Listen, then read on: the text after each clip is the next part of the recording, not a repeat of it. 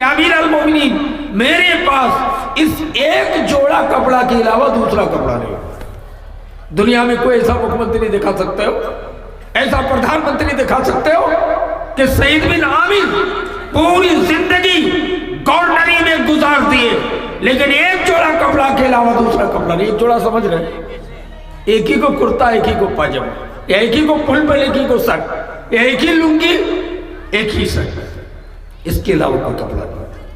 امیر المومنین اس کو دھوتا ہوں ہفتے میں ایک دن, اس کو دھونے کے لیے باہر چلا جاتا ہوں, معمولی تولیہ پہن کر اسنان کے گھاٹ سے گھاٹ میں اس کو دھوتے دھوتے جاڑے کے موسم میں 2-3 گھنٹہ لگ جاتا ہے, گرمی کے موسم میں 1-1.5 گھنٹے میں سوکھ جاتا ہے, اس لیے میں ہفتے میں ایک دن غائب ہو جاتا ہوں. چوتھی شکایت, کہا کہ امیر المومنین کو مرگی کی بیماری ہے, سعید بن عامر بے ہوش ہو جاتے ہیں. کہا کیوں؟ حضرت عمر نے پوچھا کیوں؟ حضرت سعید بن عامر نے کہا امیر المومنین میں آج مسلمان ہوں, آج سعید بن عامر رضی اللہ تعالیٰ عنہ ہو گیا ہوں. نبی نے دنیا میں جنتی کہا مجھ کو, لیکن مجھے یاد ہے امیر المومنین جب میں مشرک تھا, جب میں کافر تھا, جب میں ہندو تھا, امیر المومنین میں نوجوانوں کے سرداروں کے ساتھ گھوم رہا تھا اور حضرت خبیب رضی اللہ تعالیٰ عنہ کو اسلام قبول کرنے کی وجہ سے خبیب کو پھانسی میں چڑھانے کے لیے مشرکین مکہ کے نوجوان سارے لوگ آئے تھے کہ خبیب پھانسی میں کس طرح رو رہا ہے. پھانسی میں لٹکاتے سمے کفار و مشرکین کے بادشاہ حاکم نے شرط لگایا تھا کہ خبیب ایک جملہ بول دو تمہیں چھوڑ دیا جائے. کون سا جملہ؟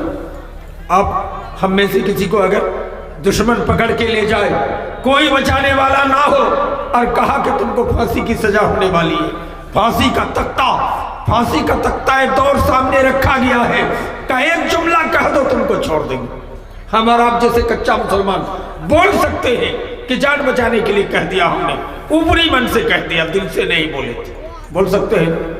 لیکن حضرت سعید بن عامر رضی اللہ تعالیٰ عنہ کہتے ہیں کہ خبیب سے شرط کیا رکھا تھا کفار و مشرکین نے, کہا خبیب ایک جملہ کہہ دو تم کو چھوڑ دیں گے. کہا کون سا جملہ؟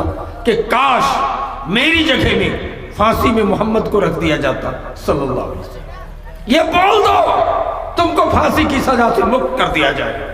حضرت خبیب نے کہا تھا کہ کفار و مشرکین کے سردار یہ کہنا تو دور کی بات ہے, اگر یہ کہنے سے مجھ کو چھوڑ دو گے کہ محمد کے پیر میں کانٹا چبھ جائے, محمد کے پیر میں کانٹا چبھ جائے, یہ کہنے سے مجھ کو چھوڑ دو گے تو میں یہ بھی کہنے کے لیے تیار نہیں ہوں. کیا مطلب؟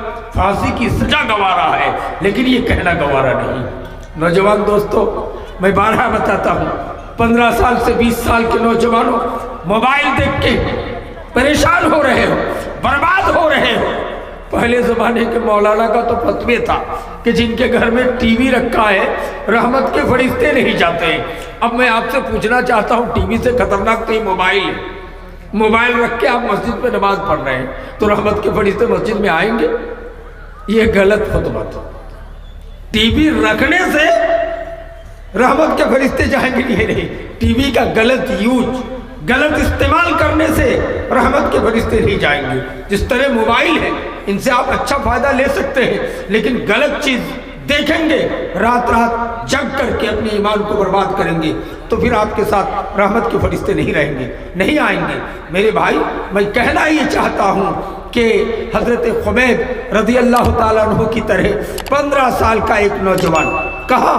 فلسطین میں. فلسطین قبلہ اول مسلمانوں کا بیت المقدس وہی ہے, وہاں یہودیوں کا ظلم آئے دن مسلمانوں پہ ہوتے رہتا ہے. ایک ظالم یہودی بادشاہ کیا کرتا تھا؟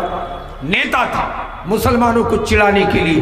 جہاں یہود کا ایریا ہے, مسلم دلال سے 10,000 15,000 قرآن شریف کے نسخے منگواتے تھے. یہ جو قرآن شریف ہے نا, 10,000 پیس منگوا لیے, اور جو اسٹیج بنائے وہ چوکی رکھ کر, وہ چوکی نہ رکھ کر قرآن رکھتے تھے 10,000. اب قرآن کے اوپر جوتا پہن کے کھڑے ہو کے بھاشن دیتے تھے. یہ برداشت کے لائق ہے, لیکن طاقت نہیں ہے, سکت نہیں ہے مسلمانوں میں کہ اس کا جواب دے.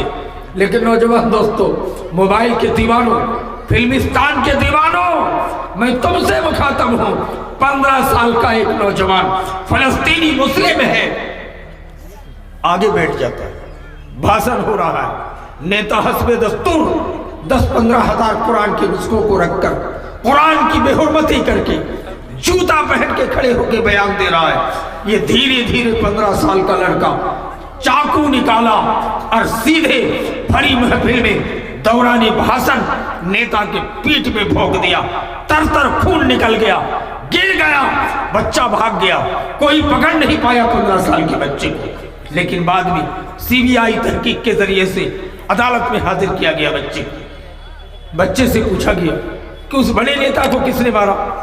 अदालत का जज, वकील, अच्छे मौलाना, डॉक्टर मशवरा दे रहे थे कि तुम्हारे खिलाफ सरकार के पास कोई गवाही नहीं है।